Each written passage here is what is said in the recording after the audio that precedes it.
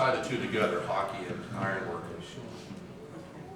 Every time we were at Memorial Coliseum down in Phoenix and everybody get to banging on the seats, he'd jump up and say, "Don't do that. I was here when this thing was being built. I'm not sure the welds are that good." It was a reverse suspended ceiling. It was tensioned. And there were times when bits of concrete come popping out of there. And Chuck absolutely would just come unglued, thinking it was going to come down on us.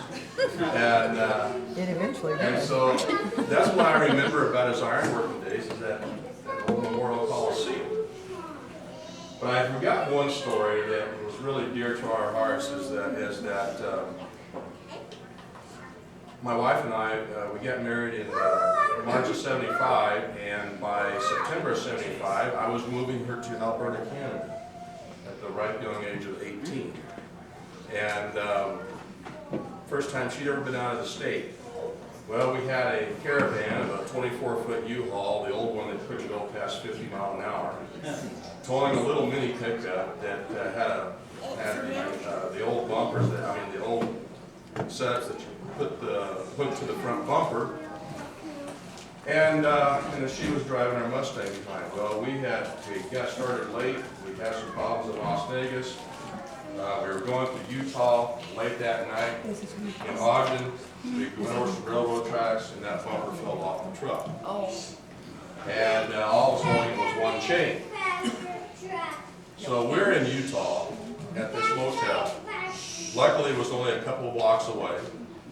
Not knowing what we're going to do. The new wife was crying.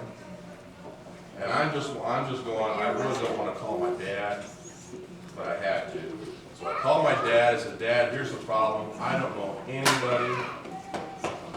And he said, "Well, Chuck happens to be over here." And he says he's got relatives, Jerry's in Roosevelt, Utah, and some spread all over that area.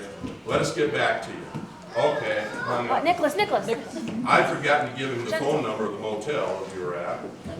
I just told him it was the Best Western something or other. 3 hours later, Chuck is on the phone. Chuck is on the phone. He said, "I got somebody coming for you tomorrow morning." And he says he's going to help you out. You're going to weld the bumper up and get you on your way. And that next morning, up pulled a car. Music was blaring beyond belief. And it was a relative that Her first husband. that helped me, but I did not know that he was near death. And so we spent all day together. And we finally got a channel bumper all hooked up and on our way to Canada. And if it wasn't for the relatives in Utah, we would have been stuck, or I would have been forced to turn around and go back to Arizona, which I did not want to do at that time. So that's another Chuck story, but that was something that just sort of came out of the blue to me, and thought about that, and I wanted to share it with you. Thank you, Doug.